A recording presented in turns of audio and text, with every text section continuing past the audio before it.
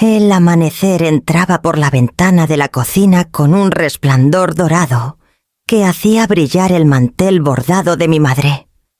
Era uno de esos manteles que apenas se usaban en celebraciones, pero que yo había extendido allí por costumbre, como quien se aferra mías a un gesto sencillo para mantener vivo lo que ya no está.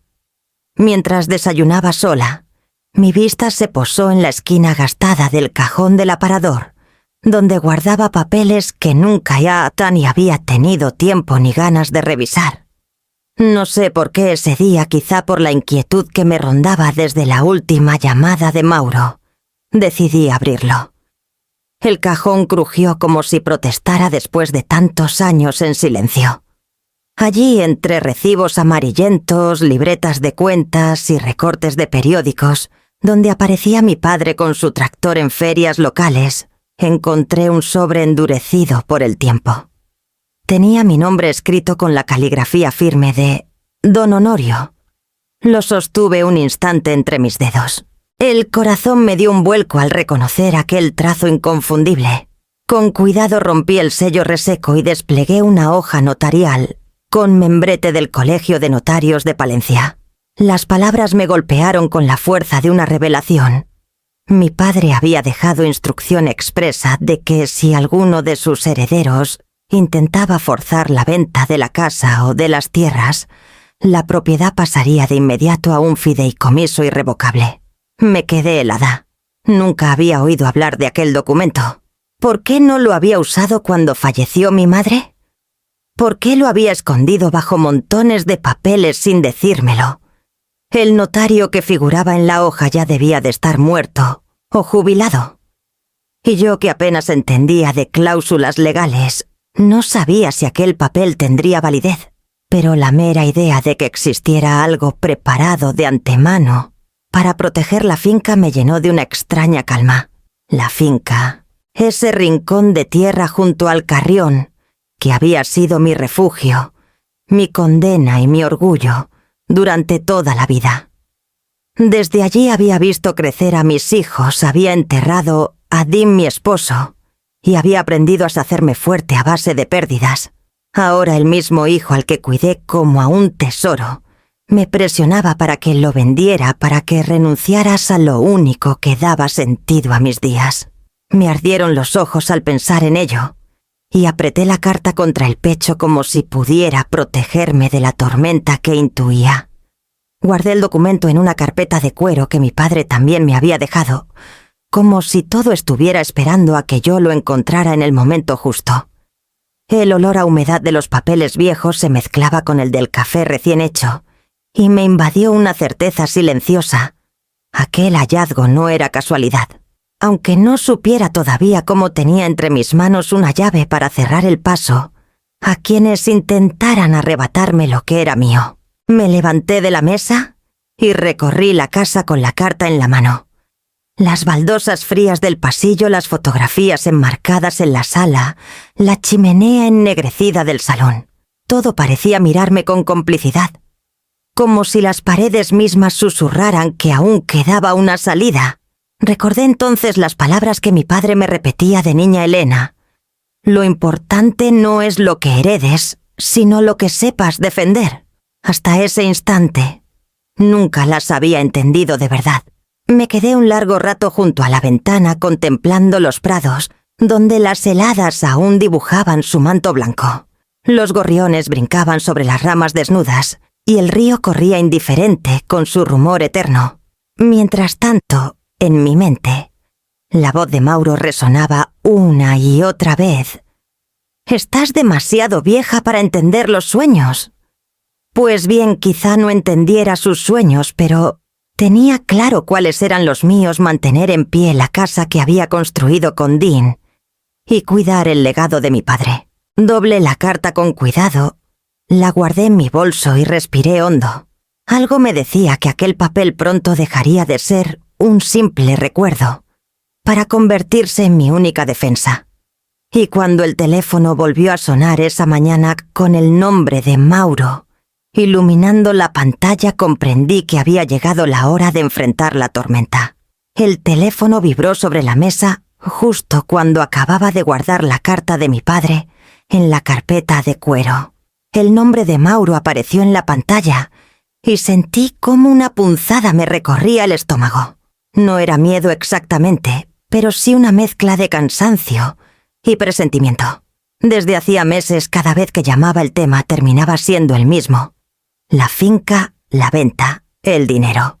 Contesté intentando sonar tranquila. «Buenos días, hijo». Al otro lado su voz llegó con una dulzura ensayada. «Mamá, ¿cómo amaneciste?» «Te llamo solo para charlar un rato».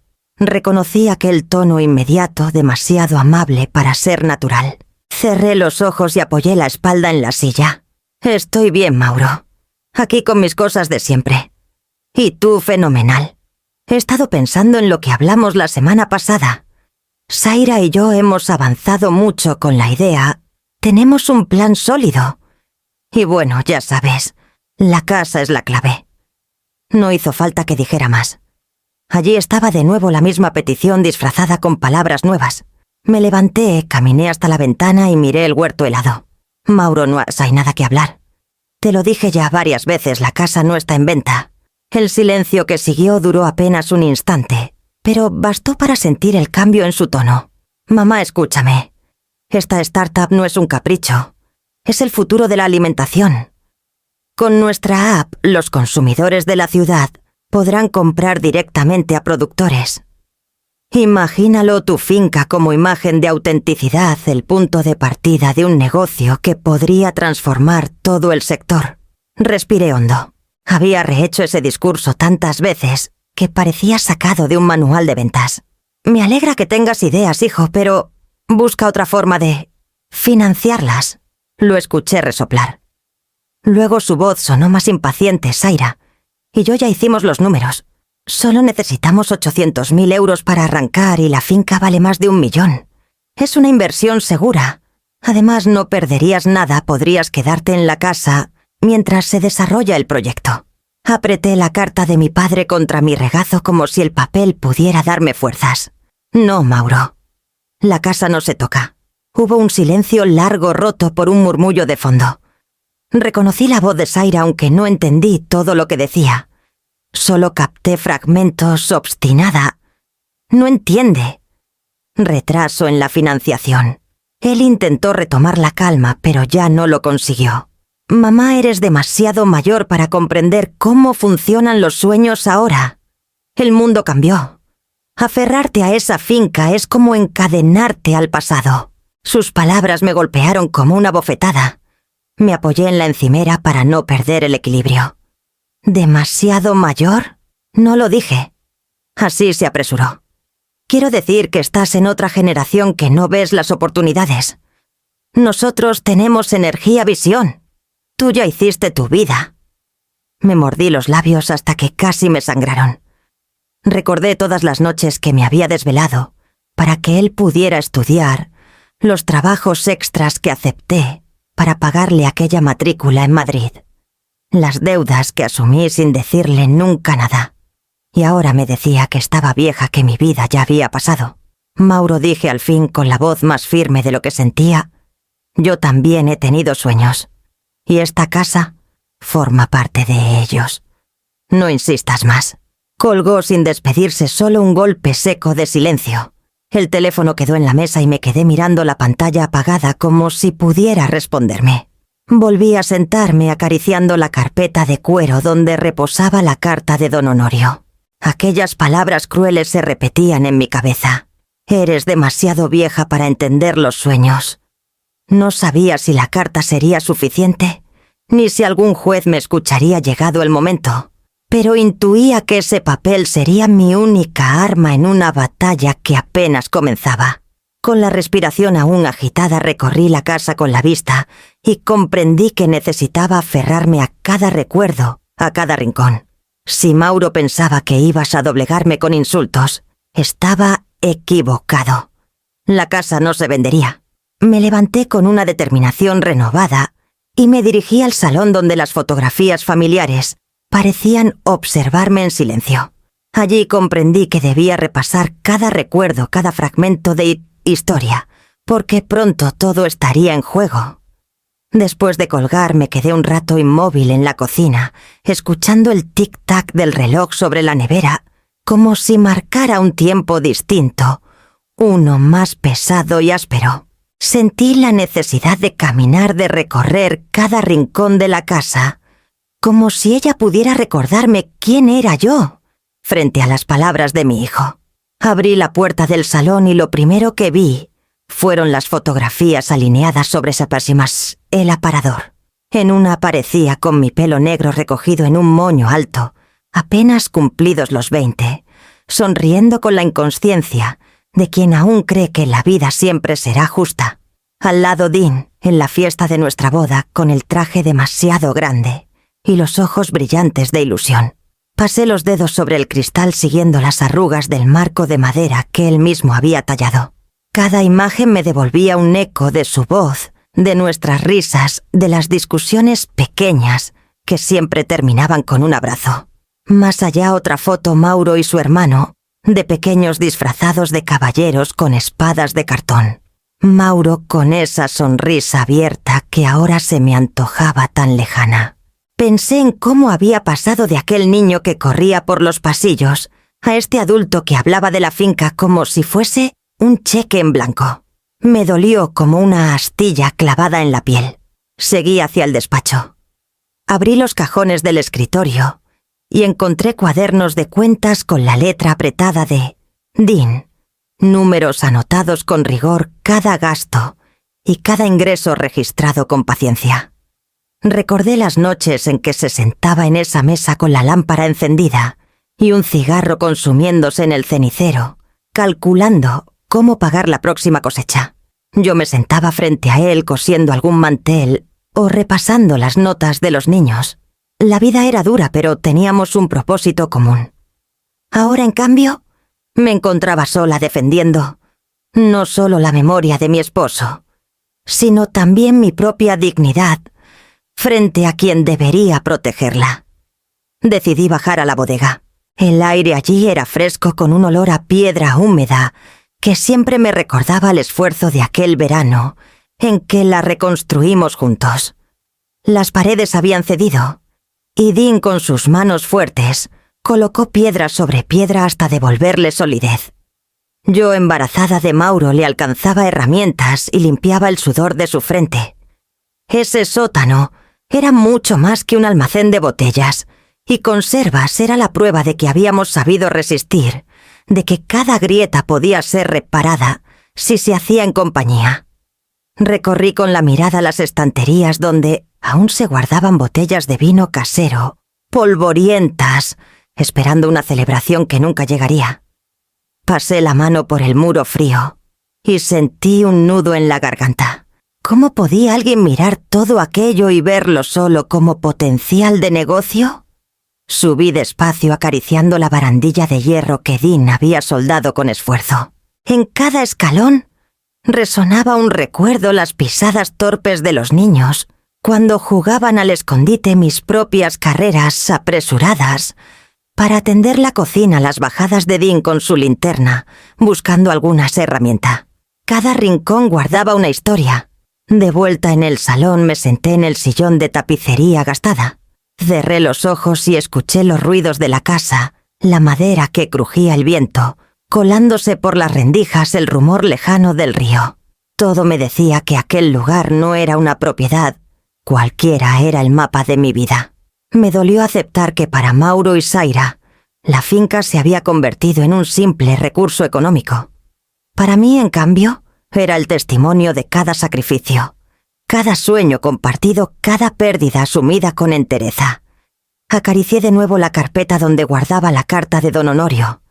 Tenía que encontrar fuerzas para usarla para defender lo que había recibido y lo que había construido. Me levanté con la decisión de no quedarme quieta. Si ellos insistían, yo también lo haría. Y justo cuando me dirigí al pasillo, escuché el timbre de un nuevo mensaje entrando en mi móvil. Acepté la invitación de Zaira porque pensé que tal vez, sin Mauro delante, la conversación sería menos áspera. Me propuso un café en el centro de Palencia, en un local nuevo del que todo el mundo hablaba con paredes de ladrillo visto y frases motivacionales pintadas sobre madera reciclada. No era mi ambiente, pero accedí. Llegué puntual con el abrigo de lana bien cerrado y la carta de mi padre, guardada en el bolso como si su presencia me diera valor. Zaira ya estaba allí perfectamente arreglada con el pelo recogido en ese moño impecable que parecía no moverse jamás. Sonrió con un entusiasmo casi teatral y me saludó con un beso al aire. «Débora, qué ilusión que vinieras», me dijo, como si de repente fuésemos íntimas amigas. Nos sentamos en una mesa junto al ventanal. La camarera llegó enseguida. Zaira pidió un café con leche de avena, espuma de lavanda y vainilla. Yo un café negro sin adornos. La muchacha me miró como si mi pedido arruinara la estética del local, pero yo no iba allí a impresionar a nadie. Apenas nos quedamos solas. Zaira abrió su carpeta y desplegó unos gráficos impresos a color. «Mira, Elena, sé que te cuesta ver el potencial, pero esto es una oportunidad única. Farm Connect será la aplicación que revolucione la compra de alimentos. Consumidores urbanos conectados directamente con productores locales. Tu finca sería el buque insignia, la imagen de autenticidad». No respondí. Me limité a observar sus uñas pintadas con un brillo que seguramente costaba lo mismo que mi compra semanal. La inversión inicial, prosiguió, es de 800.000 euros. Con la venta de la finca podríamos cubrir ese capital y todavía quedaría margen. Lo mejor de todo, no te sacaríamos de la casa. Queremos conservarla como centro de visitantes, un lugar para que los clientes vengan, tomen fotos, vivan la experiencia rural. Mis manos se crisparon sobre la taza. Centro de visitantes. Aquella cocina donde había dado de comer a mis hijos, convertida en escenario para turistas ansiosos de selfies. Elena, me dije a mí misma, no te alteres. Entiendo tu entusiasmo. Zaira, contesté. Pero esa finca no está en venta. Ella no se dio por vencida. Se inclinó hacia mí con gesto cómplice. Mauro y yo no queremos hacerte sentir presionada. Solo pensamos en tu legado. No se trata de perder la casa, sino de transformarla en algo que dure generaciones. Su discurso me atravesó como un cuchillo. La palabra legado me devolvió a un recuerdo que había preferido enterrar. Años atrás, Mauro había montado un negocio de distribución de vinos con un socio. Recuerdo la noche que apareció en la puerta demacrado, temblando, con un sobre en la mano. Lo perseguían acreedores y el banco amenazaba con denunciarlo por impagos. De no cubrir la deuda podía acabar en prisión. Eran más de 50.000 euros. Yo había vendido unas tierras pequeñas, herencia de mi madre, para pagar en secreto y librarlo del desastre. Nunca le conté a nadie, ni siquiera a Dean. Mauro me abrazó llorando, jurando que sería su última vez. Volví al presente. El café negro me sabía amargo, pero no tanto como aquel recuerdo. Miré a Zaira a los ojos. Ya he rescatado a Mauro antes, y no pienso hacerlo otra vez. Ella parpadeó sorprendida y trató de recomponer la sonrisa. No lo entiendes, Elena. Esto no es rescatar, es invertir en el futuro. Tú podrías ser socia fundadora. Negué con la cabeza. El futuro de Mauro tendrá que construirse sin hipotecar el mío.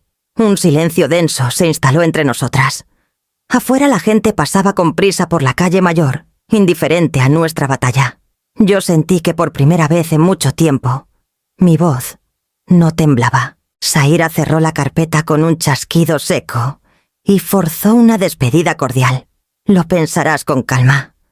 Ya verás qué es lo mejor para todos. Me levanté antes que ella, dejé unas monedas sobre la mesa y me dirigí a la puerta. El aire frío de la calle me golpeó en la cara y agradecí esa bofetada de realidad.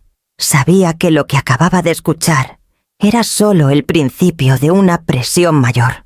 Al llegar a casa encendí la lámpara del salón y me quedé observando el mantel bordado.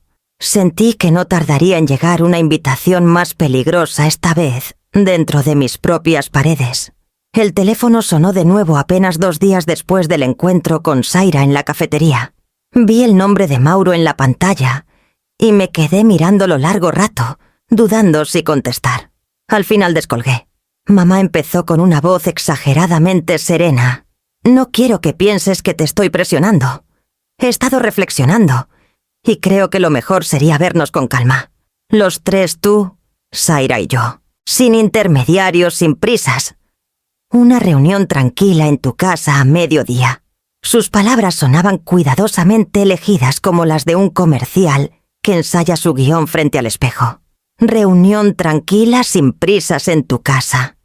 Demasiado perfecto, demasiado formal. Mi intuición me gritaba que aquello no era un encuentro familiar, sino un cierre de trato disfrazado de almuerzo. ¿Y para qué en mi casa?, pregunté, fingiendo ingenuidad. Para que estés cómoda. Así no sentirás que es nada oficial. Solo charlar, compartir un almuerzo y hablar del futuro. Me mordí el labio para no soltar la risa amarga que se me formaba en la garganta. Quería que fuera en mi terreno, pero no por mi comodidad, sino porque allí podrían desplegar sus argumentos con más fuerza, rodeándome de recuerdos y paredes que me hacían vulnerable. Acepté con un simple «ya veremos». Colgué y me quedé en silencio con el auricular aún en la mano.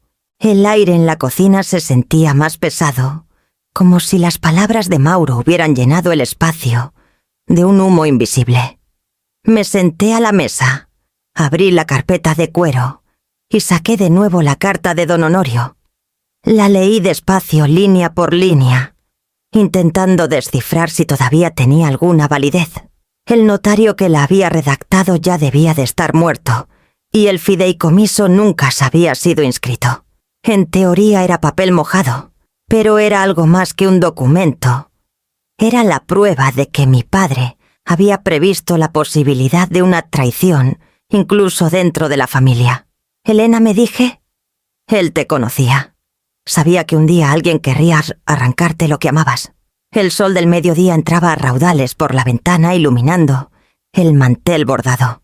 La luz me recordó tantos almuerzos con Dean, cuando planificábamos reparaciones recogidas de manzanas, las cuentas del mes. La mesa era lugar de unión, no de emboscadas. Pensar que ahora sería usada para presionarme me revolvía el estómago. Doblé la carta con cuidado, la guardé de nuevo y pasé la mano sobre la carpeta como si fuera un talismán.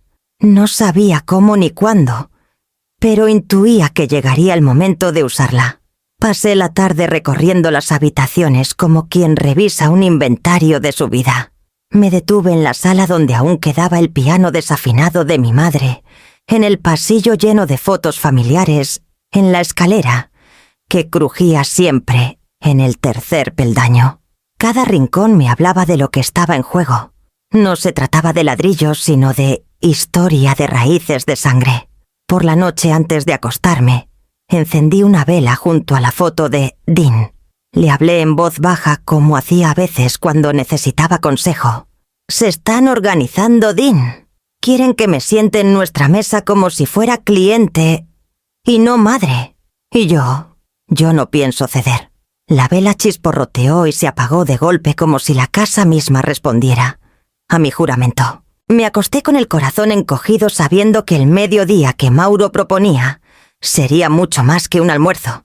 Me dormí pensando en que tarde o temprano la puerta de casa se abriría para recibir no a mi hijo y su esposa, sino a la verdadera cara de su ambición. El día señalado llegó con un cielo gris que parecía presagiar tormenta.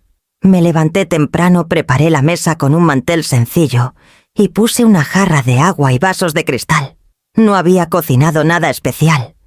Intuía que aquel almuerzo no se trataba de compartir comida, sino de otra cosa. Sentía el corazón latiendo a destiempo como si quisiera avisarme de lo que estaba por suceder. A las 12 en punto escuché el motor de un coche en el camino. Me asomé por la ventana y vi no uno, sino 2 vehículos aparcados frente a la casa. De ellos bajaron Mauro y Zaira sonrientes y vestidos como si fueran a una reunión de negocios. Tras ellos aparecieron un hombre con traje oscuro y maletín de cuero, y una mujer con abrigo beige y una carpeta bajo el brazo. Tragué saliva. Así que esta era su idea de una reunión tranquila. Abrí la puerta y forcé una sonrisa helada. «Pasa», Zaira fue la primera en entrar cargada de recipientes con comida comprada, como si quisiera vestir la escena de familiaridad. Mauro la siguió hablando demasiado alto, exagerando la cordialidad. «Mamá, qué bien te ves. Gracias por recibirnos». No contesté. Mis ojos se posaron en los acompañantes. «Este es Héctor Pons, del banco», anunció Mauro. «Y ella es Vanessa Luján, especialista inmobiliaria. Solo vienen a orientarnos nada más».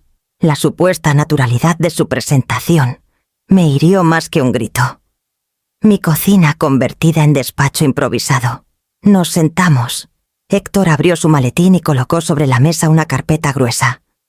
Vanessa desplegó varios folletos con planos coloridos, como si ya hubieran rediseñado mi vida. Zaira sirvió las viandas en mis platos de boda, y ese detalle fue lo que más me dolió, el recuerdo de Dean, usado como decoración para su farsa.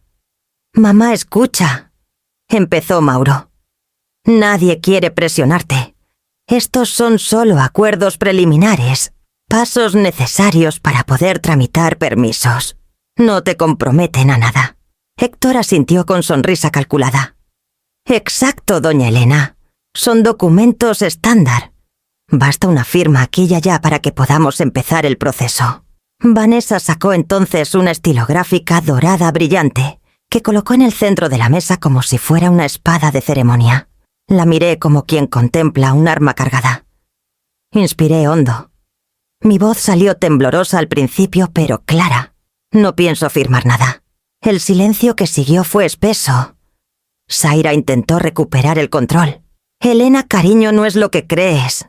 Esto es solo un trámite, nada vinculante.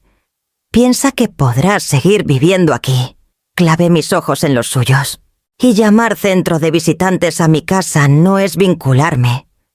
Pretender convertir la cocina donde alimenté a mis hijos en escaparate turístico no es comprometerme». Mauro se inclinó hacia mí con los labios tensos. «Mamá, por favor. No seas tan dura. Si no firmamos pronto perderemos la oportunidad». Sentí cómo me temblaban las manos, pero las apoyé firmes sobre la mesa. Prefiero perder oportunidades que perder mi vida. Tomé la pluma dorada y la coloqué de vuelta en el maletín de Héctor. Luego cerré la carpeta de golpe. Se acabó. Salid de mi casa. Vanessa parpadeó ofendida. Héctor carraspeó incómodo. Zaira se levantó despacio como si todavía confiara en convencerme. Mauro, en cambio, me miró con una mezcla de rabia y desconcierto, como si no pudiera entender que su madre no obedeciera. Me levanté también apoyándome en la silla para no mostrar el temblor en mis piernas. «No me obliguéis a repetirlo. Marchaos». Hubo un momento de tensión en que creí que insistirían, pero al final recogieron sus papeles y recipientes sin mirarme a los ojos. Salieron en fila como derrotados provisionales. Cerré la puerta tras ellos y apoyé la espalda contra la madera, sintiendo que el aire volvía lentamente a mis pulmones. Sabía, sin embargo, que aquello no era el final. Un no tan rotundo no ibas a detenerlos. Y mientras escuchaba cómo los coches se alejaban por el camino, comprendí que necesitaba aliados para la batalla que apenas comenzaba. Pasé la noche en vela después de la emboscada. La imagen de la pluma dorada brillando sobre mi mesa no me dejaba en paz. No era solo la arrogancia de Mauro y Zaira, era la certeza de que volverían, quizá con más papeles, quizá con amenazas legales. Yo podía resistir su presión emocional, pero no estaba preparada para pelear contra un ejército de notarios y banqueros. Al amanecer, mientras tomaba un café cargado, recordé un nombre que hacía tiempo no pronunciaba: Dante Ruiz. Había sido amigo de Dean en su juventud y abogado de renombre en Valladolid. Supe por comentarios de conocidos que había caído en desgracia tras perder un caso sonado: una anciana despojada por sus sobrinos de una finca en Zamora. Lo acusaron de negligente, de no haber defendido con la contundencia necesaria. Desde entonces apenas se hablaba de él, más que para decir que vivía retirado con la reputación hecha añicos. Tomé valor y marqué el número que aún conservaba en una libreta vieja. Al tercer tono, una voz grave contestó: «Sí, Dante. Soy Elena Márquez. la viuda de Dean. No sé si me recuerdas. Hubo un silencio breve y luego un suspiro. Claro que te recuerdo. ¿Qué tal estás? En apuros, dije sin rodeos. Mi hijo y su esposa intentan obligarme a vender la finca. Ya vinieron con un banquero y una agente inmobiliaria a ponerme contratos delante. Necesito ayuda. El hombre tosió como si la sorpresa le hubiera secado la garganta. Elena... No sé si soy el indicado. Ya sabes lo que dicen de mí. Precisamente por eso te llamo. Me sorprendí con mis propias palabras. Porque sé que entenderás lo que está en juego. No quiero un tiburón de bufete, quiero a alguien que recuerde lo que significa perder. Se hizo otro silencio. Al final Dante aceptó verme esa misma tarde en su despacho, un local modesto en la calle López Gómez. Entrar allí fue como retroceder en el tiempo. El despacho estaba lleno de archivadores viejos y libros de leyes polvorientos. Él con el cabello ya completamente canoso y unas gafas gruesas, se levantó a saludarme con gesto cansado. Pero en sus ojos vi un brillo oculto como el rescoldo de una hoguera que se niega a apagarse. Le conté todo: la carta de don Honorio, la reunión en la cafetería, la emboscada en mi cocina. Le mostré la carpeta con los papeles y él los revisó con una atención meticulosa. «Esto no es casualidad», Elena murmuró. «Prepararon el terreno. Si hubieras firmado mañana mismo habrían registrado la venta. Lo sé, por eso necesito defenderme. Pero sola no puedo». Dante se recostó en la silla. «¿Sabes por qué perdí aquel caso en Zamora?», preguntó. «Porque confié en que la justicia por sí sola bastaría. Creí que el tribunal vería la verdad. Y mientras yo esperaba, los sobrinos se movieron rápido. Inscribieron escrituras falsas, ganaron tiempo. La mujer lo perdió todo. Nunca lo superé. Lo miré con firmeza. Entonces haz que tu derrota sirva para algo. Ayúdame a que no me ocurra lo mismo». Se quedó callado mirándome como si evaluara no solo mi petición, sino también la posibilidad de redimirse. Finalmente asintió. «De acuerdo. Pero necesitaremos pruebas, testigos, todo lo que muestre que tu hijo actúa con mala fe. Y sobre todo debemos adelantarnos». Me explicó que la carta de mi padre podía convertirse en una base, aunque no estuviera inscrita. Había precedentes de documentos familiares usados como elemento de defensa en procesos civiles. Y además, podíamos blindar la finca con medidas actuales registrando un fideicomiso de verdad. «No será fácil», Elena dijo. «Ellos vendrán con abogados jóvenes, con recursos, con dinero. Pero yo necesito ganar esta vez». Sus palabras me atravesaron. En ese instante comprendí que no solo yo buscaba justicia, también él. Mi lucha podía ser su última oportunidad de limpiar su nombre. Le tendí la mano. «Entonces, Dante, peleemos juntos». La estrechó con fuerza y en su mirada cansada vi renacer algo parecido a la esperanza. Salí del despacho con el corazón aún tembloroso, pero menos sola. Al volver a casa, el río corría sereno junto a la finca, como si ignorara las batallas humanas. Yo, en cambio, sabía que lo peor estaba por venir y que necesitaría cada recuerdo, cada aliado para resistir. Dante me recomendó hablar con alguien que pudiera revisar los límites de la finca. Me habló de Lina Carranza, una agrimensora de la zona que llevaba años defendiendo pequeños propietarios frente a abusos urbanísticos. La conocía porque en su juventud había perdido las tierras de su familia por no haber registrado correctamente una servidumbre de riego. Esa herida la había convertido en experta y en activista. La llamé una mañana y aceptó venir sin dudarlo. Llegó con botas de campo y un maletín metálico lleno de planos y medidores. Tenía el aire de alguien que no se deja impresionar por discursos grandilocuentes. «Vamos a ver qué esconden estos linderos», dijo al saludarme con un apretón de manos firme. Caminamos juntas por los prados hasta la ribera del Carrión. El sol de otoño arrancaba destellos en el agua y el murmullo del río me calmaba a pesar de la tensión. Lina desplegó un plano antiguo sobre el capó de su coche y señaló varias anotaciones. Aquí, Elena, tu padre hizo algo muy inteligente. Registró una servidumbre de paso en esta franja de la ribera. Según este documento, la finca no solo tiene derecho exclusivo de acceso al agua, sino que controla el único camino que conecta con los terrenos colindantes. Me incliné para mirar mejor. ¿Y eso qué significa exactamente? Significa, explicó con paciencia, que sin tu permiso, nadie puede usar la ribera para transportar mercancías o instalar infraestructuras.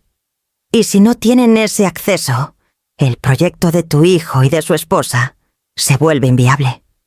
No podría montar su planta de distribución, ni cumplir requisitos de transporte. Sentí un escalofrío recorrerme la espalda. Había pasado media vida creyendo que el valor de mi casa estaba en sus muros, en las memorias que contenía. Y ahora resultaba que el verdadero tesoro era esa franja de tierra junto al agua tan discreta que nunca le había prestado demasiada atención. Lina sacó un medidor láser y empezó a tomar notas. La servidumbre está registrada desde hace más de 30 años. Si la reforzamos con un informe técnico y lo presentamos en el registro, tendrás una protección doble. Será muy difícil que alguien pueda forzarte a vender sin enfrentarse a un litigio costoso y casi perdido de antemano. Miré el río con su corriente serena y pensé en mi padre. Don Honorio siempre repetía que el agua es vida y futuro. Ahora comprendía que había protegido esa franja no solo para garantizar el riego, sino para blindar el valor de la finca frente a cualquier codicia. Caminamos a lo largo de la orilla. Lina me mostró los mojones de piedra que señalaban el límite, algunos cubiertos de musgo. Aquí está la clave, Elena. Estos mojones son testigos de que tu padre pensó en ti. La emoción me apretó la garganta. Toqué la piedra húmeda y cerré los ojos. Sentí que de algún modo mi padre me tendía la mano desde el pasado para recordarme que no estaba indefensa. Al regresar a la casa, Lina me prometió preparar un informe detallado. Lo redactaré con planos y fotografías, y lo adjuntaremos a la estrategia de Dante. Créeme, esto es un muro invisible que tus hijos no esperaban encontrar. Le agradecí con un abrazo sincero. No era solo el informe, era el alivio de saber que la finca tenía una armadura que ni Mauro ni Zaira habían considerado. Esa noche me senté en la cocina con la carta de mi padre a un lado y el plano de Lina al otro. La combinación de ambos documentos era más que un amparo legal. Era un mensaje claro de que no debía rendirme. Encendí una vela y la coloqué sobre la mesa. La luz temblaba sobre los papeles iluminando mi determinación.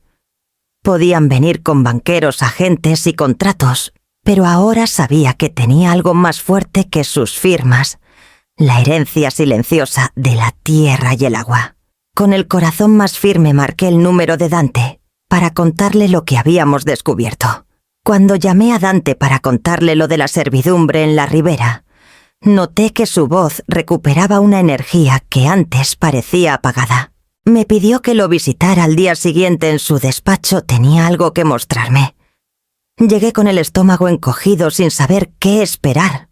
Dante me recibió con una pila de carpetas sobre la mesa, clasificadas con etiquetas de colores. Al verme levantó una de ellas y me la puso delante. Este es Mauro, en cifras y documentos. Abrí la carpeta con manos temblorosas. Allí estaban impresos informes de sociedades mercantiles, registros de morosidad, demandas pequeñas archivadas. Dante habló con calma como quien desarma una bomba con pinzas. Primero la aplicación de mensajería. Señaló un recorte de prensa digital. Mauro la presentó como el WhatsApp castellano. Duró 3 meses. Nunca consiguió usuarios ni inversores estables. Acabó debiendo más de 10.000 euros en servidores y licencias de software. Pasó la página y me mostró un contrato incompleto. Luego la empresa de energía solar. Bonito proyecto, sí, pero nunca tramitó las licencias de industria. Vendió placas defectuosas, se retrasó en entregas y acumuló denuncias de consumidores. No llegó al año de vida. Mi pecho ardía a cada palabra. Recordaba cómo Mauro llegaba a casa en aquellos tiempos con discursos de grandeza, asegurando que esta vez iba en serio. Dante siguió implacable. Aquí está el caso de los proveedores. Vendió a crédito materiales para un supuesto negocio de distribución de grano. Nunca pagó. En total más de 20.000 euros en deudas. Apoyé la frente en mis manos. Dios mío. Yo no sabía que era tanto. «Porque él no te lo dijo», respondió Dante sin levantar la voz. «Y porque cada vez que se hundía, alguien lo rescataba. Esa persona fuiste tú». Un silencio pesado llenó el despacho. Yo pensaba en aquel dinero que nunca recuperé en las noches en que trabajé doble jornada para tapar agujeros que ni siquiera entendía. La imagen de mi hijo se quebraba frente a mí como un espejo astillado. Dante cerró la carpeta con un golpe seco. «Este dossier no es para hacerte sufrir, Elena. Es para protegerte. Con todo esto podemos demostrar un patrón de conductas fallidas y irresponsables y de mala fe. Si vuelven a presionarte con argumentos de negocio, tendrás cómo exponer la verdad». Lo miré aún con los ojos húmedos.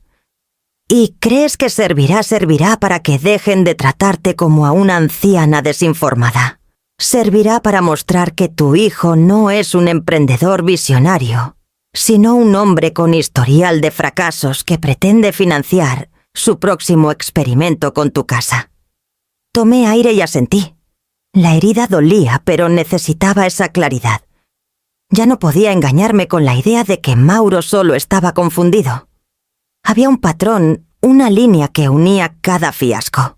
Me puse de pie, recogí la carpeta y la abracé contra el pecho. «Gracias, Dante. Esto es duro, pero lo necesitaba». Él me acompañó hasta la puerta. «No estás sola, Elena. Este es apenas un paso. La próxima vez que intenten arrinconarte tendrás algo más que recuerdos. Tendrás pruebas». Salí del despacho con la tarde cayendo sobre Valladolid. El aire frío me golpeó el rostro y me devolvió un extraño alivio. Por primera vez en mucho tiempo, sentí que la balanza empezaba ya a inclinarse a mi favor. De regreso a casa mientras guardaba el dossier en la carpeta de cuero, junto a la carta de mi padre y el informe de Lina, supe que cada pieza encajaba en un rompecabezas mayor. Y no tardaría en llegar el momento de colocarlas sobre la mesa frente a Mauro y Zaira.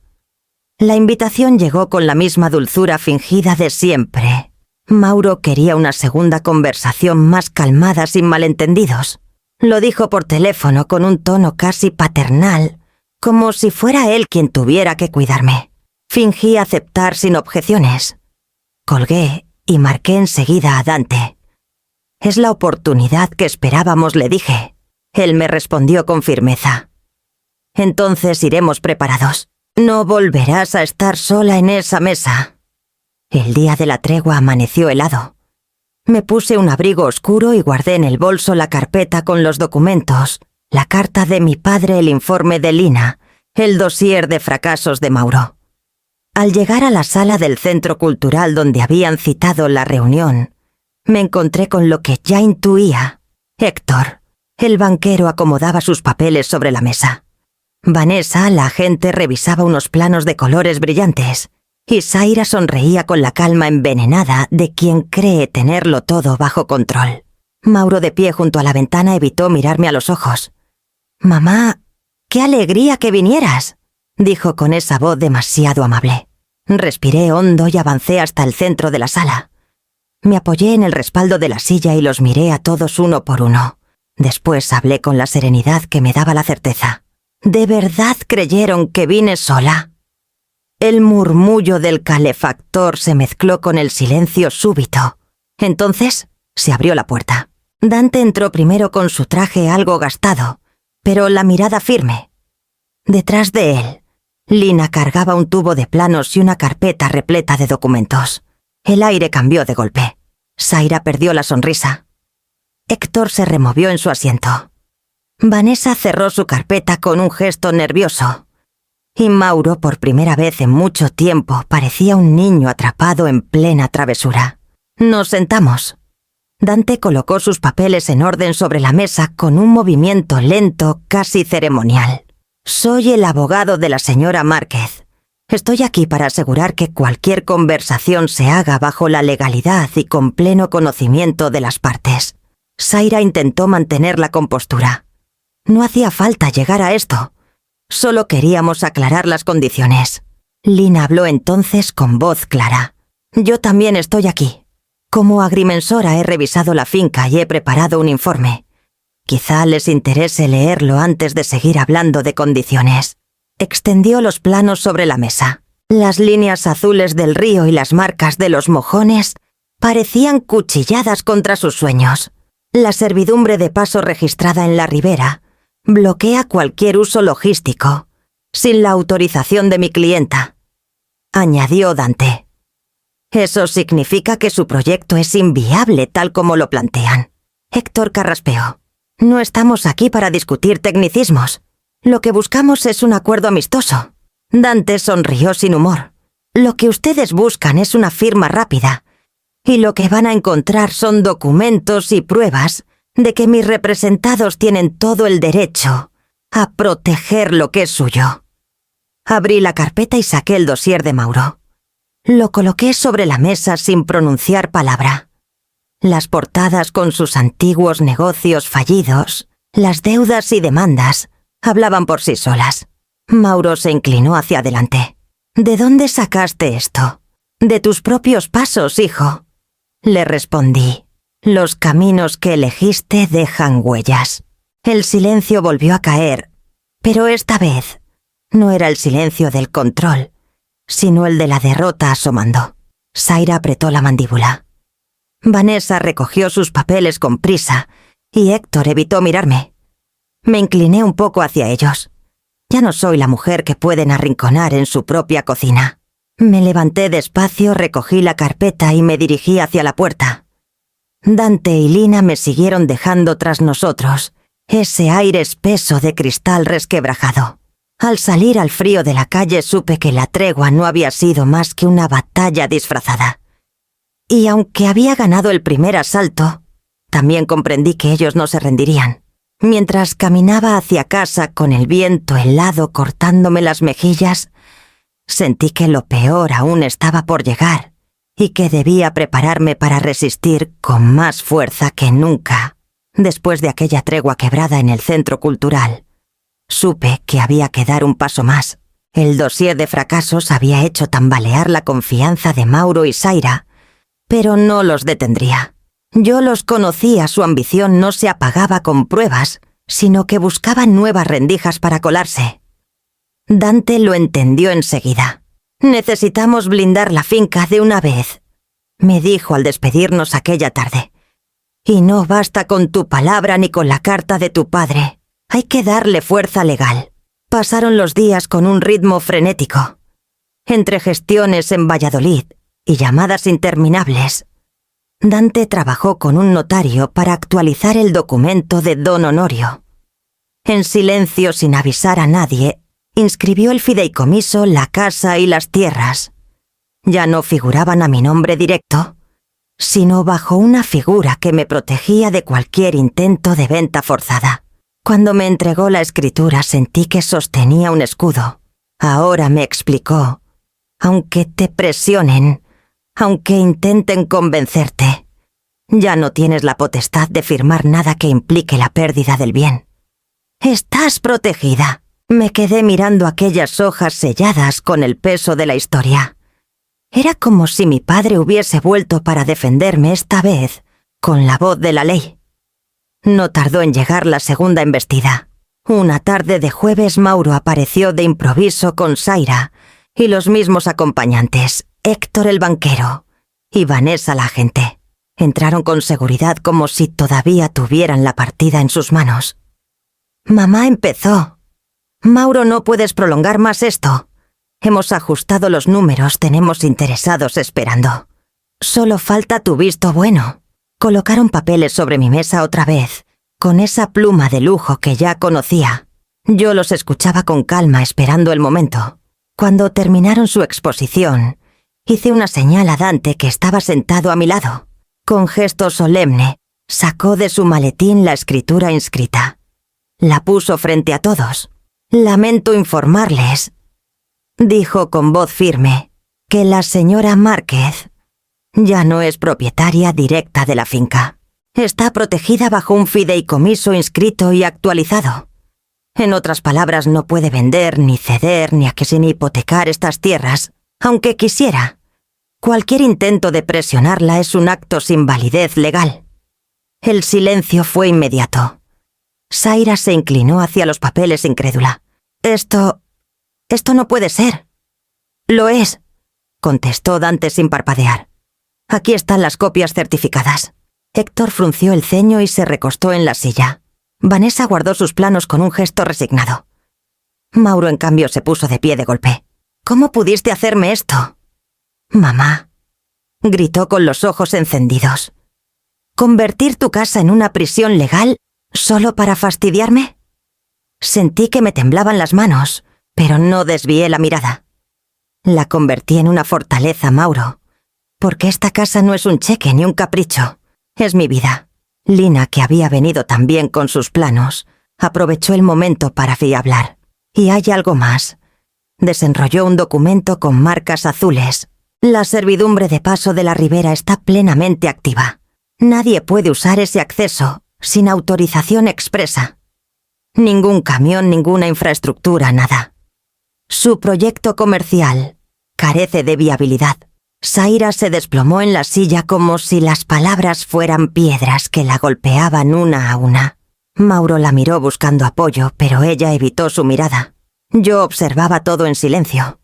Era duro ver a mi hijo derrotado, sí, pero más duro era reconocer que no estaba arrepentido, solo furioso por haber perdido. Esto no acaba aquí, murmuró con voz ronca. Si no quieres ayudarme, sabré encontrar otra forma. Dante se levantó despacio y cerró la carpeta del fideicomiso. Búsquela, respondió. Pero le advierto cada paso suyo. Está ya vigilado por la ley. Los vi salir uno a uno sin la seguridad con que habían entrado. Cuando la puerta se cerró, apoyé la frente en el respaldo de la silla. No había alegría, solo un respiro breve, una tregua momentánea. Sabía que volverían quizás con tretas más oscuras, quizás con el disfraz de nuevas palabras. Miré a Dante y Lina. Ellos lo sabían también. Esta guerra aún no había terminado. Después de la presentación del fideicomiso y la servidumbre, pensé que se retirarían al menos por un tiempo. Pero esa misma semana Mauro y Zaira volvieron a desaparecer. No traían al banquero ni a la gente. Esta vez vinieron solos con un aire más desesperado que triunfante. Me encontraron en la cocina preparando un guiso sencillo. Apenas crucé mirada con ellos antes de que Zaira empezara a hablar con la voz aguda y los ojos brillantes de ira contenida. ¿Eres consciente de lo que estás haciendo?, me espetó. Estás arruinando el futuro de tu propio hijo. Mauro tiene talento, tiene visión, y tú lo atas a esta casa como si fuera una cárcel. ¿Qué clase de madre hace algo así? Su tono me atravesó, pero me obligué a mantener la calma. Removí la olla y me giré despacio. ¿Una madre que defiende lo que le pertenece?, respondí. Una madre que ya ha sacrificado demasiado. Mauro intervino entonces, golpeando la mesa con el puño. No lo entiendes. Me estás matando los sueños. ¿Sabes lo que significa eso? Toda mi vida he querido demostrar que puedo crear algo grande. Y lo único que recibo de ti es desconfianza. Siempre me has visto como un fracaso. Las palabras resonaron en las paredes como cuchilladas. Recordé de golpe las veces que lo rescaté en silencio, los préstamos que pagué por él, las deudas que asumí sin que Dean llegárase a enterarse. Y aún así, me acusaba de matar sus sueños. Respiré hondo, y sin que se dieran cuenta encendí la grabadora del móvil que estaba sobre la repisa. La pantalla brilló un instante, luego quedó oculta bajo un paño. Dante me había aconsejado tener pruebas de cualquier hostigamiento, y aquel momento era más claro que cualquiera. Fracaso, dije con voz baja. He estado a tu lado más veces de las que recuerdas. He vendido tierras, he pagado deudas, he callado por vergüenza. Y ahora me dices que soy yo quien mata tus sueños. Mauro me miró con una mezcla de rabia y desconcierto. Zaira, en cambio, soltó una carcajada amarga. Eso suena hasta a excusas. Lo que tú llamas sacrificios son cadenas. Te aferras a una casa vieja y hincha un pasado muerto. ¿Para qué? Para vivir sola rodeada de fotos. Estás eligiendo Paredes en vez de familia. Me acerqué a ella y le sostuve la mirada. Prefiero paredes honestas a compañía envenenada. El silencio cayó unos segundos espeso como plomo. Solo se oía el borboteo del guiso. Mauro bajó la voz, pero sus palabras fueron aún más duras. Si no cambias de idea te arrepentirás. Aquella amenaza velada me heló la sangre aunque no lo mostré. Me limité a apagar el fuego y servir un plato como si no los oyera. La grabadora seguía recogiendo cada palabra, cada tono, cada veneno. Finalmente recogieron sus cosas y salieron dando un portazo. El eco retumbó en toda la casa. Cuando quedé sola, cogí el móvil y revisé la grabación. Allí estaban sus voces, sus acusaciones, su furia. Era doloroso escucharlas, pero también reconfortante. Ahora tenía pruebas. Pruebas de que ya no era una disputa familiar, sino un acoso patrimonial. Me senté a la mesa cansada pero serena. Guardé el archivo en varias copias y lo envié a Dante, que contestó enseguida con un simple mensaje: «Bien hecho. Esto cambia todo». Miré por la ventana. Afuera el río seguía su curso con calma indiferente a nuestras miserias. Dentro de mí, sin embargo, algo se endurecía. La máscara de familia se había roto, y lo que quedaba era una batalla desnuda. Alcé la vista hacia la foto de Dean en el aparador.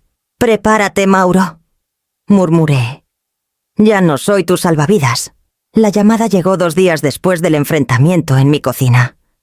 Esta vez fue Zaira quien habló con un tono más suave, casi suplicante. «Elena, pensemos en algo intermedio. No queremos todo, solo el lote trasero, la parte que ni usas». Acepté encontrarme con ellos en la notaría del pueblo, acompañada de Dante y Lina. Tenía claro que no era una negociación, sino una trampa más. Pero también sabía que necesitábamos desenmascararlos frente a terceros. Al entrar en la sala, Zaira me recibió con su sonrisa ensayada. Héctor y Vanessa ya estaban allí, aunque con menos brillo que la vez anterior. Mauro, en cambio, mantenía los brazos cruzados como si se negara a ceder 1 centímetro. «Gracias por venir», empezó Zaira. «Hemos pensado en una solución equilibrada. El lote trasero, 20 hectáreas que no cultivas desde hace años. Allí podríamos levantar la planta de procesado. Tú seguirías viviendo en la casa y manteniendo la fachada de la finca. Todos contentos». Deslizó un plano sobre la mesa. Yo lo observé en silencio. Lini, a mi lado, tomó la palabra. «Ese terreno no es operativo», dijo con firmeza. «Carece de acceso legal independiente. El único camino posible cruza la franja de la ribera que está protegida por servidumbre. Y esa servidumbre impide cualquier tránsito comercial». Zaira parpadeó desconcertada. «Siempre hay vías alternativas». Lina negó despacio y extendió sus propios planos con sellos oficiales. «No las hay. Aquí están los registros catastrales. Ni carreteras ni servidumbres adicionales. Lo que plantean es jurídicamente inviable». Héctor, el banquero, se inclinó sobre los papeles. Sus cejas se fruncieron. «¿Está diciendo que no podríamos garantizar el acceso a la planta?» «Exactamente», contestó Lina. «Cualquier intento sería ilegal». La sala se sumió en un silencio incómodo. Vanessa cerró la carpeta de los planos con un gesto resignado. Héctor recogió su maletín, se levantó sin más palabras y salió del despacho. La puerta se cerró con un golpe seco. El plan se desmoronaba delante de sus propios ojos. Mauro murmuró algo ininteligible y se pasó la mano por el cabello. Zaira, en cambio, no pudo contenerse. «Esto es ridículo. Hablamos de desarrollo, de progreso, y ustedes lo convierten en un laberinto de tecnicismos». Dante, que había permanecido en silencio, habló entonces con la calma de un juez. «Lo que ustedes llaman tecnicismos es la ley. Y la ley está para impedir abusos como este». Yo observaba la escena con un nudo en el estómago. No había satisfacción, sino un cansancio hondo, como si cada palabra dicha confirmara que mi hijo estaba dispuesto a todo menos a reconocer la realidad. El lote trasero es inútil para ustedes, dije al fin, y la finca completa seguirá siendo mía mientras viva. Zaira apretó los labios furiosa. Mauro no me miró. Fijaba los ojos en el suelo como si buscara una grieta por la que escapar. Salimos de la notaría con un aire extraño, mezcla de victoria y amenaza. Lina me tomó del brazo al llegar a la calle. «Has ganado otra batalla», susurró. Pero fíjate en sus ojos, no aceptan la derrota. Asentí mirando hacia atrás. En la acera, Zaira hablaba en voz baja con Mauro, y por un instante creí ver algo más en su gesto, no desesperación, sino una sombra distinta, como si hubiera alguien detrás de ellos, alguien que todavía no se había mostrado. La intuición me erizó la piel. Sentí que tras la caída de sus argumentos, lo que vendría no sería diálogo ni cifras, sino algo más oscuro. Los días siguientes a la fallida negociación en la notaría se tiñeron de un silencio extraño. Ni Mauro ni Zaira volvieron a llamar y por un momento quise creer que la batalla ya había terminado. Pero el instinto me decía otra cosa. En casas viejas como la mía, cuando todo está demasiado quieto, lo que viene después suele ser tormenta. Una tarde gris, mientras recogía leña en el cobertizo, escuché el ruido de un coche en el camino. Era Mauro. Venía solo, sin Zaira, sin banquero ni agente. Aparcó y se quedó sentado al volante unos segundos como dudando si bajar. Cuando al fin lo hizo, noté en su rostro un cansancio que no le conocía, las ojeras marcadas, el gesto desencajado. «¿Podemos hablar, mamá?», preguntó casi en un susurro. Lo invité a pasar. Nos sentamos en la cocina, cada uno frente al otro con la mesa como frontera. No encendí la radio ni el fuego. Quería escucharlo todo sin distracciones. Mauro jugueteaba con las manos, incapaz de sostenerme la mirada. «Sé que me odias ahora», empezó. «No te odio», lo interrumpí. «Me duele que es distinto». Se llevó una mano al cabello como cuando era niño y no sabía cómo justificar una travesura. «Hay algo que no te hemos contado. Algo que...» Trago saliva que cambia todo. Lo observé en silencio. Entonces las palabras le salieron atropelladas. «No somos solo Zaira y yo. Tenemos detrás a alguien más. Un inversor. Se llama Argemiro. Es poderoso, mamá, mucho más de lo que imaginas. Nos prometió capital, contactos, todo. Pero puso una condición la finca. Si no se la entregamos, nos arruina. Ya le debemos adelantos y si fallamos, estamos acabados». Sentí que el aire se espesaba en mis pulmones. No conocía ese nombre, pero la forma en que Mauro lo pronunció, casi con miedo, bastaba para entenderlo. «Así que todo este tiempo no era solo ambición tuya», dije midiendo cada palabra. «Era servidumbre. Has puesto la soga en tu propio cuello y ahora quieres que yo te la quite». Mauro alzó los ojos por fin con una mezcla de vergüenza y súplica. «No lo entiendes, mamá. Argemiro no es un simple inversor. Tiene abogados, jueces en el bolsillo, gente en el ayuntamiento. Si no cumplimos, no solo perderemos el dinero. Podría hundirnos, incluso denunciarnos por fraude». Mi corazón osciló entre la rabia y la compasión. Allí estaba mi hijo, culpable de intentar vender mi vida como si fuera mercancía, sí, pero también víctima de un monstruo mayor. Recordé al Mauro niño con las rodillas llenas de barro corriendo por el campo tras las gallinas. Y lo contrasté con este hombre roto, atrapado en redes, que ni siquiera comprendía del todo. «¿Y crees que entregar la finca te salvará?», pregunté con dureza. «Es la única salida que veo», respondió con voz quebrada. Me quedé en silencio escuchando el tic-tac del reloj. Por primera vez entendí que esta lucha no era solo contra mi hijo y su esposa, sino contra un enemigo invisible que los manejaba como marionetas. Me incliné hacia él. «Mauro, tu error fue pensar que podías negociar con lobos. Ahora el precio lo pretendes pagar con mi sangre. Pero escucha bien, no pienso entregarme. Si Argemiro quiere guerra, tendrá guerra». Vi cómo se le humedecían los ojos. No quería arrastrarte a esto. Solo Quería demostrarte que no soy un fracasado. No supe qué responder. El amor y la furia se me mezclaban en la garganta. Le puse una mano en el hombro. Quizá aún puedas salvarte, hijo. Pero no será a costa de mi casa. Mauro bajó la cabeza. Permanecimos en silencio unos minutos hasta que se levantó y salió sin despedirse. Desde la ventana lo vi alejarse encorvado como si llevara un peso insoportable en la espalda. Encendí la lámpara del salón y abrí la carpeta con la escritura del fideicomiso. Por primera vez sentí que aquello era más que un documento, era un escudo contra las garras de Argemiro. Y en lo más hondo de mí, comprendí que la verdadera batalla apenas estaba comenzando. El golpe no vino de visitas ni de notarios. Llegó desde una pantalla. Una mañana, mientras revisaba el correo en el portátil, descubrí decenas de notificaciones. Vecinos conocidos y hasta parientes lejanos me habían enviado mensajes. Todos hablaban de lo mismo.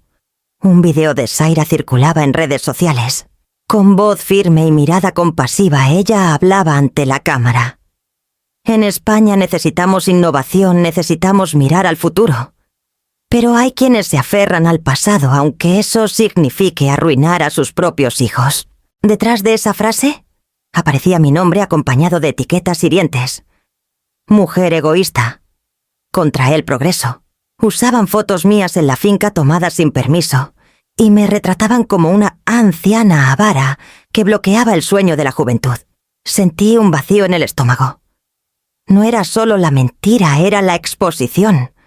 De pronto mi vida, mi casa y hasta mis arrugas estaban en boca de desconocidos.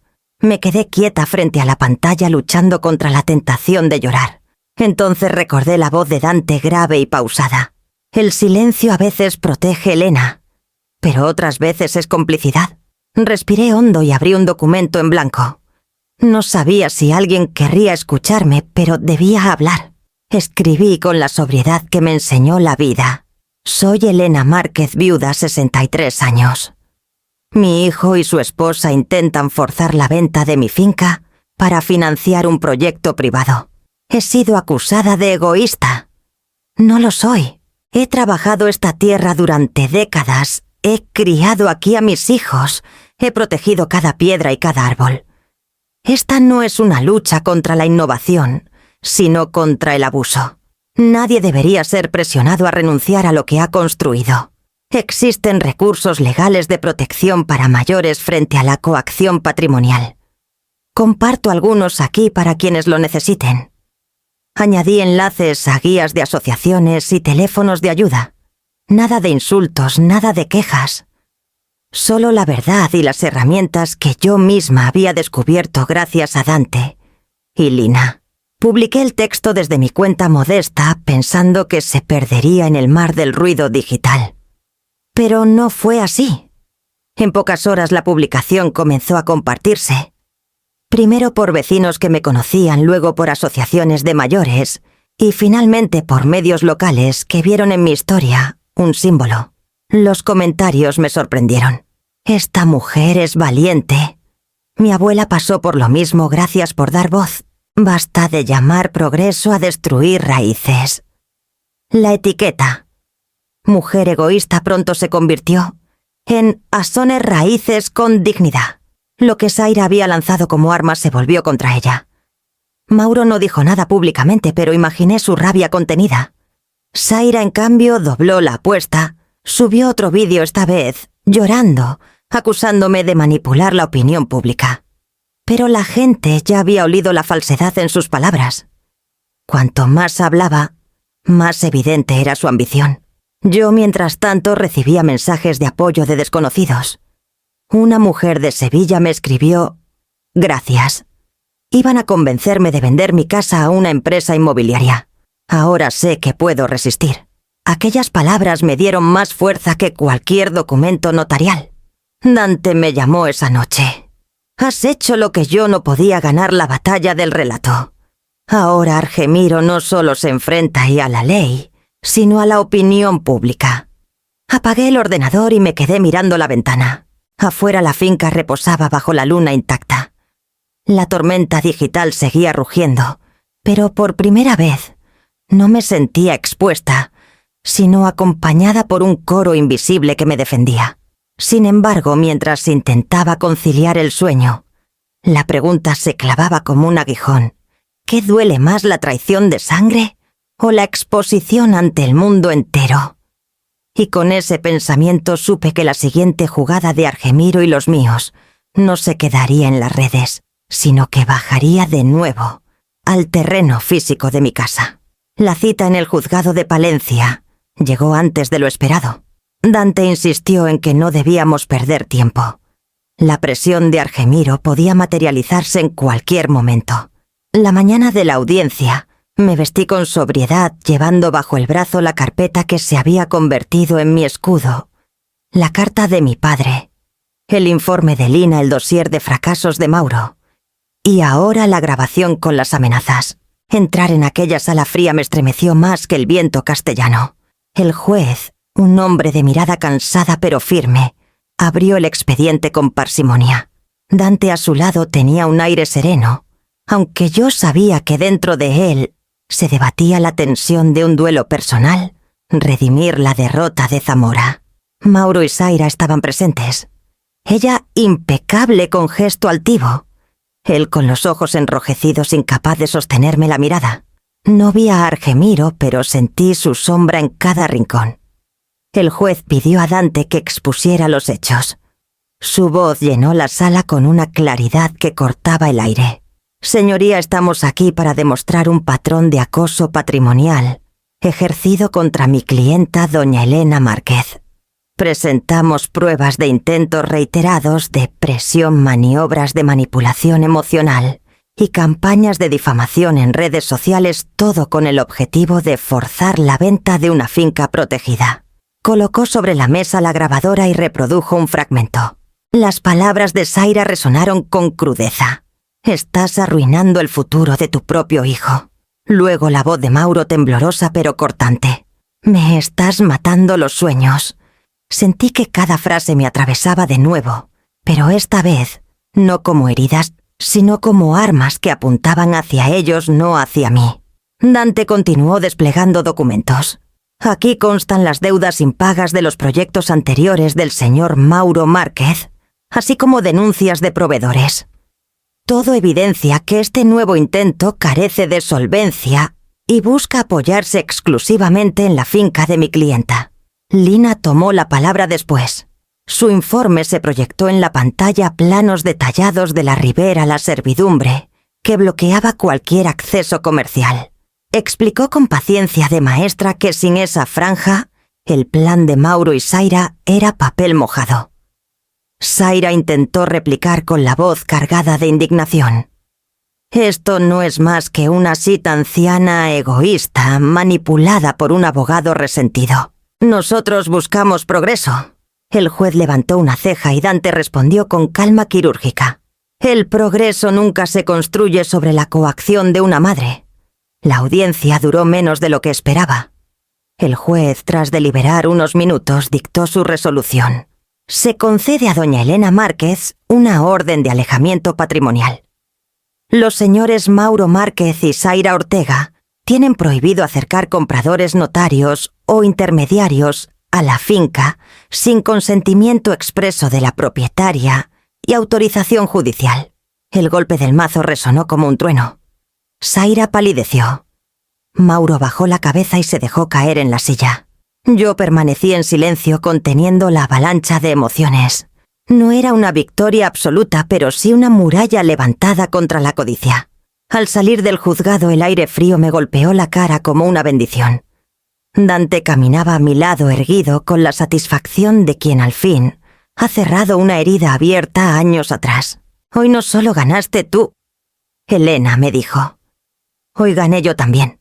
Sonreí con lágrimas contenidas. Por primera vez en mucho tiempo sentí que la justicia no era un sueño, sino un hecho. De regreso a la finca miré el horizonte y pensé en lo que aún quedaba reconstruir mi vida, decidir qué hacer con Mauro. Porque, aunque la ley me había protegido mi corazón, seguía dividido entre la firmeza de madre herida y la ternura que nunca dejaría de sentir por mi hijo. Encendí la lámpara del salón y apoyé la carpeta sobre la mesa. La batalla legal estaba en pausa, pero la emocional apenas comenzaba. El invierno dio paso a una primavera temprana, y con ella nació en mí la certeza de que la finca no debía quedarse en simple refugio. Tenía que convertirse en algo más. Por eso, en el lote lateral que casi nadie miraba, levanté un espacio nuevo, el huerto escuela Honorio. Le di el nombre de mi padre porque fue él quien me enseñó que la tierra no se mide solo en hectáreas, sino en la dignidad que da cultivarla. Con ayuda de Lina instalamos bancales sencillos, un pequeño cobertizo y una zona de reunión al aire libre. Allí los mayores del pueblo comenzaron a venir los sábados.